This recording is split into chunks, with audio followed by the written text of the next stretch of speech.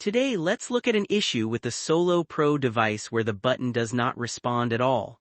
When pressing the button, the Bluetooth light does not flash. The customer's fault description is that the machine was dropped hard at this position, causing the button to have no response. This ear cup is quite difficult to disassemble.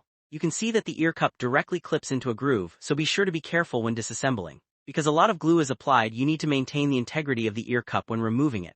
Secondly, make sure not to damage the edges, corners, and noise cancellation parts. After opening, we found that the cable is broken, and you can check where the cable is connected.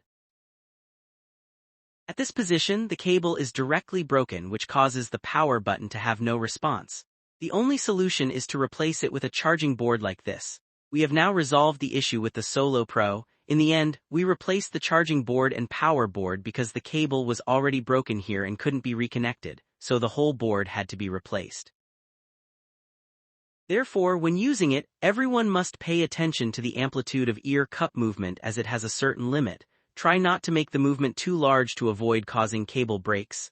Now let's check. The light has started flashing and there is a Bluetooth pop-up. The device issue has now been perfectly solved. Thank you all for watching.